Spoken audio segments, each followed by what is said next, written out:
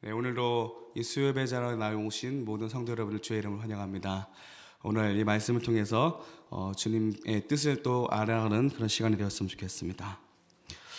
제가 어린 시절부터 항상 해왔던 식사 기도가 있습니다. 그것은 하나님, 이것을 먹고 지혜롭고 총명하게 해주세요. 예수님 이름으로 기도합니다. 아멘이라는 기도입니다. 잘 기억은 안 나는데 아마도 저희 부모님께서 이러한 식사 기도를 저에게 가르쳐 주시지 않으셨나 싶습니다.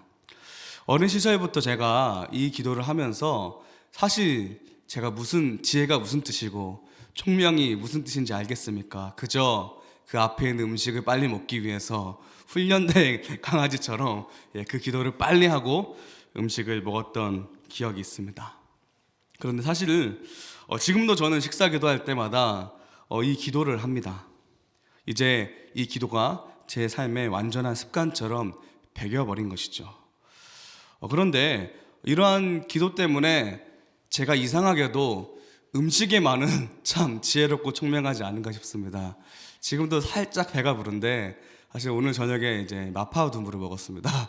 이제 마트에서 파는 밀키트를 가지고 먹었는데 요리를 했는데 별로 맛이 없더라고요. 뭔가 매콤하긴 한데 제가 알던 맛이 아니라서 냉장고에서 급하게 케찹이랑 그 굴소스를 꺼내가지고 타다닥 넣어서 먹으니까 너무 맛있는데 뭔가 또 부족해서 라면 사리를 또 해서 먹었는데 너무 잘 먹어서 약간 좀 배가 불러오는 것 같습니다.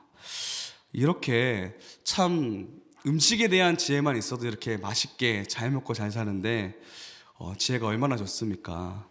이렇게 지혜를 구하는 것은 저뿐만은 아니죠. 세상에 많은 사람들이 지혜를 얻기를 원합니다.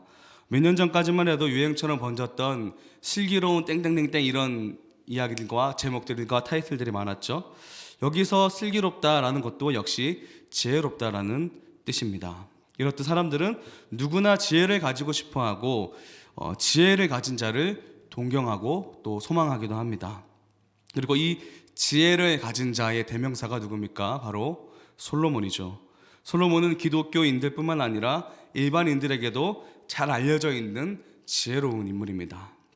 하지만 솔로몬은 처음부터 우리가 알고 있는 그런 지혜로운 왕은 아니었었던 것 같습니다. 이제 막 왕이 되었던 솔로몬을 표현한 성경 구절들을 보면 이라 알 수 있는데, 성경에서 그에 대해서 어리고 미숙하다라는 표현을 쓰고 있습니다. 다윗의 아들 압살론이 발바닥부터 정수리까지 흠이 없다라고 표현한 것과 비교해 보면 굉장히 상반된 표현이라는 것을 알 수 있습니다. 즉, 이 솔로몬은 그의 형제들보다 능력이 뛰어나고 어떤 화려한 능력이 있어서 왕이 되었다는 것이 아니라는 것이죠.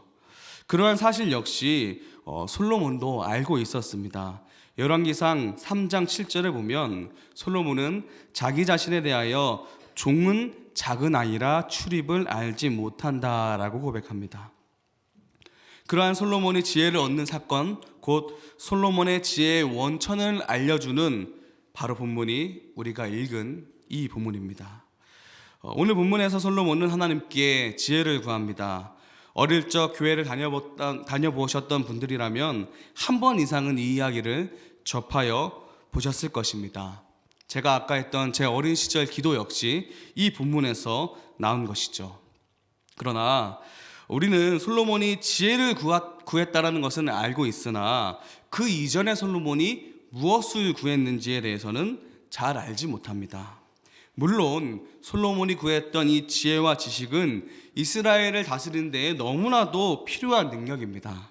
하지만 솔로몬이 이 능력보다 더 먼저 구한 것이 바로 하나님의 언약의 성취입니다. 말씀을 한번 살펴보겠습니다.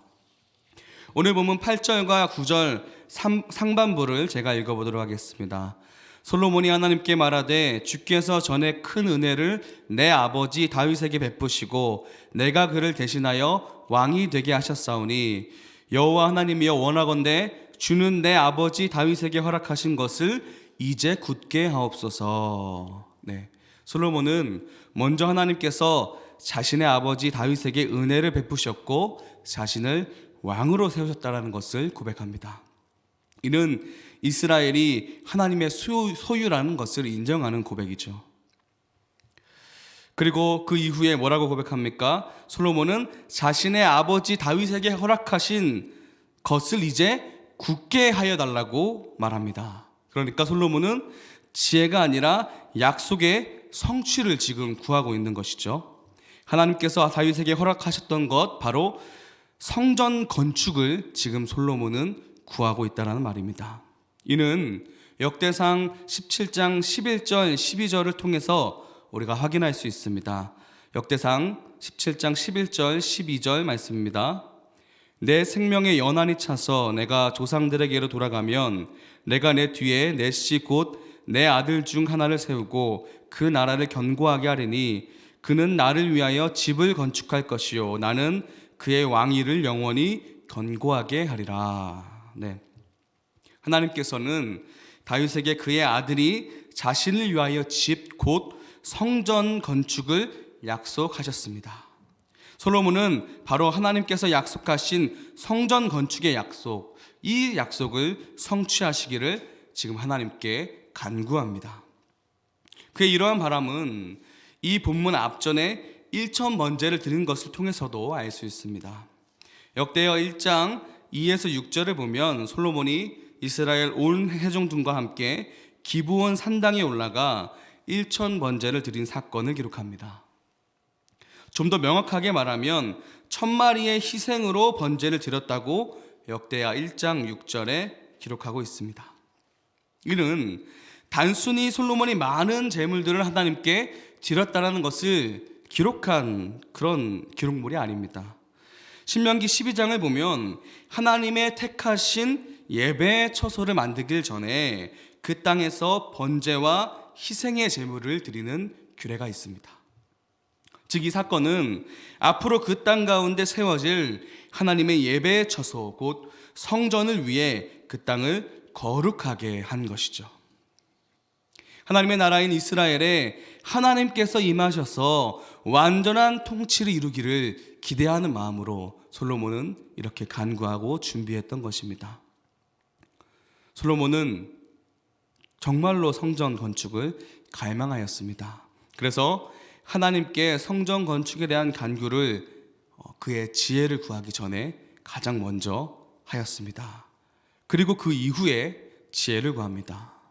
우리가 이 지혜를 구하는 부분 역시 조금 더 디테일하게 살펴보면 솔로몬은 백성을 다스리고 재판할 지혜와 지식을 구했습니다.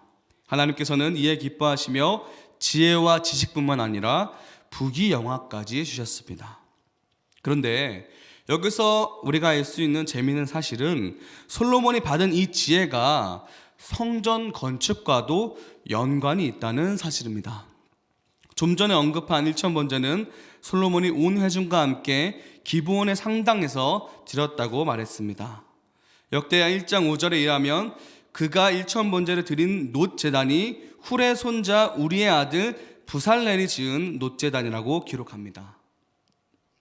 성경이 굳이 이렇게 훌의 손자 우리의 아들 부살렐이 만든 놋 제단이라고 기록한 이유가 있습니다.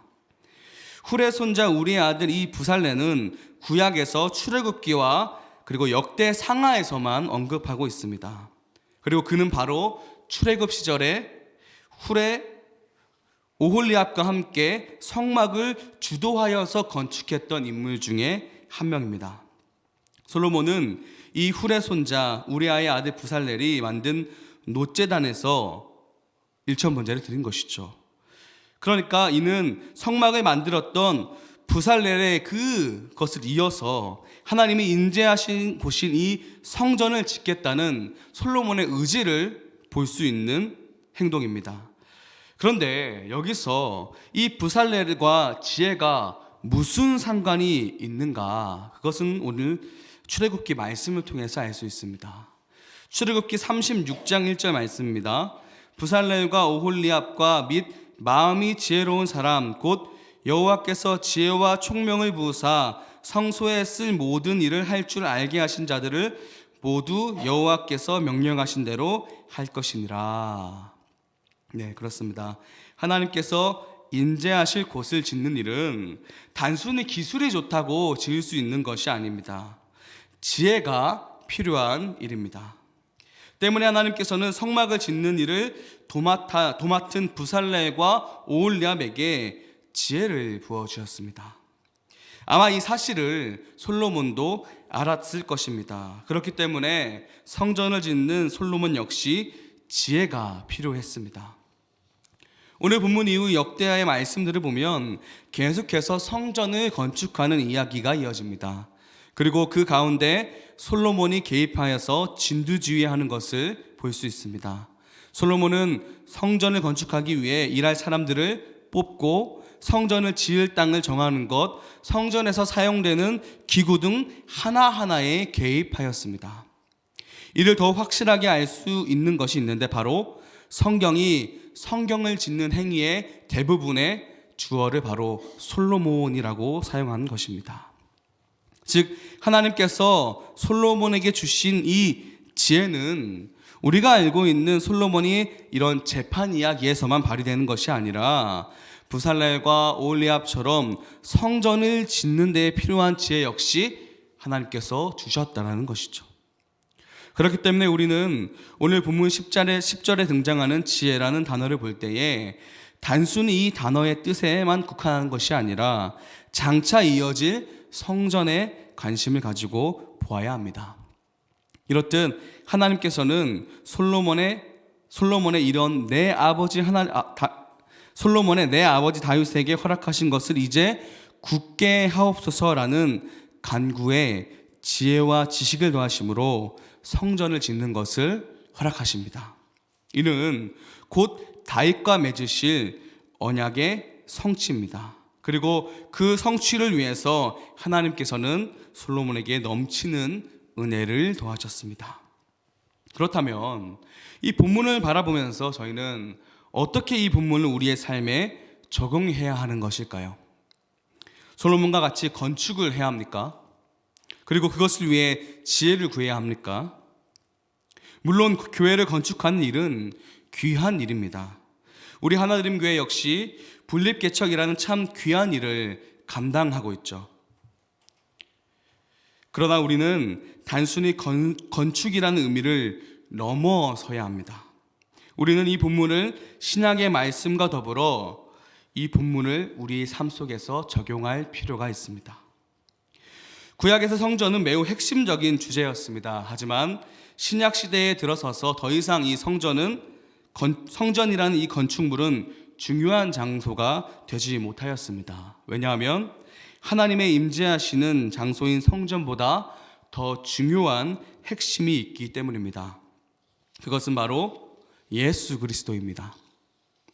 다 함께 우리 마태복음 12장 6절을 읽어보도록 하겠습니다. 시작. 내가 너희에게 이르노니 성전보다 더 큰 이가 여기 있느니라. 아멘.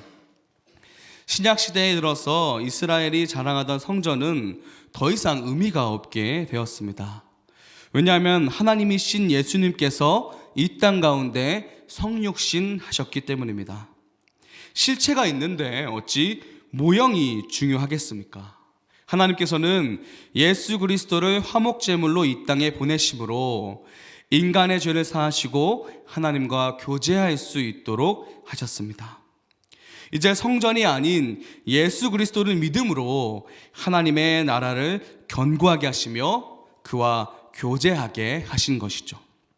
뿐만 아닙니다. 성전은 더 나아가 예수 그리스도를 믿는 이 몸된 교회를 일컬어 성전이라고 기록합니다.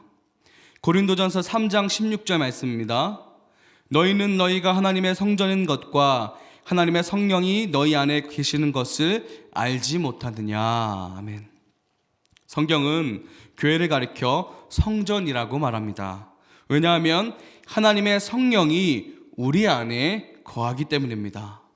그렇기 때문에 우리 역시 부살렐과 오홀리압에게 그랬던 것처럼, 그리고 솔로몬이 그랬던 것처럼 교회가 하나님의 성전인 것을 자각하고 지혜를 간구해야 합니다. 그렇다면 하나님께서 그의 성전인 우리 교회 가운데서 깊게 교제하심으로 우리는 그의 나라 안에서 견고하게 세워질 것입니다. 오늘 우리가 읽은 본문은 한 문장으로 요약하자면 하나님께서 그의 나라를 견고하고 평안케 하시려 솔로몬에게 지혜를 더하신 이야기입니다. 하나님께서는 오늘 본문에서와 같이 끊임없이 그의 나라의 회복을 이루십니다. 그리고 그 절정이 바로 이 교회를 그리스도의 성전 삼아 주시는 것입니다. 그렇기 때문에 그의 성전된 우리는 솔로몬과 같이 그분께서 말씀하시는 바를 더욱 굳건하게 하기를 간구해야 합니다. 다시 말해 우리는 교회를 하나님의 거룩한 성전으로 세워주시는 성령님을 더욱 간구해야 합니다. 교회 안에 성령님이 거하실 때에 이 교회는 이 세상 가운데, 이 땅 가운데 그 역할을 든든하게 감당할 수 있습니다. 말씀 맺겠습니다. 하나드림 교회가 분립개척하고 어느덧 1년이 지났습니다. 이번 1주년을 맞이하여 제가 사진전을 준비하면서 교회의 여러 사진들을 정리하고 보았는데 참 우리 교회 가운데 예전에 비해서 많은 것들이 바뀌었다는 것을 알 수 있었습니다. 예전에 처음 교회가 시작했을 때에 비해서 참 교회의 살림살이도 많이 늘어났다는 생각도 하였습니다. 성도님들께서 아름아름 집에서 가져오신 것도 있고 또 기증해 주신 것도 있고 또 필요에 의해서 구매한 것들도 있죠. 참 감사한 일들입니다. 그러나 우리 하나드림 교회가 이런 단순한 살림살이만 늘어나는 교회가 되지 않았으면 좋겠습니다. 교회에 늘어나는 살림살이보다 이 교회가 진정한 하나님의 거룩한 교회가 될 수 있도록 성령 하나님의 임재를 간구하는 기도, 그리고 지혜를 간구하는 기도가 더 풍성했으면 좋겠습니다. 그래야 우리 하나드림 교회가 정말로 이 힘든 패역한 시대 가운데 견고한 교회로 세워져 나갈 수 있습니다. 이 땅 가운데 참 이 세상 가운데 이 풍조가 얼마나 우리 교회들을 흔들고 있습니까? 이 시대에 우리는 기도해야 합니다. 주님, 이제 굳게 하옵소서. 우리가 이를 소망하며 지금까지 온 것이 아닙니까? 우리가 지금까지 이 하나님 교회가 지금까지 잘 해왔던 것처럼 우리는 계속해서 우리 하나님 교회가 이 땅 가운데 흔들리지 않고 견고한 교회가 되도록 계속해서 성령님과 지혜를 간구하는 기도의 자리로 나아가야 합니다. 우리 그러한 기도의 자리 가운데에서 하나님의 역사하심을 매번 바라보는 그런 하나님 교회 되었으면 좋겠습니다.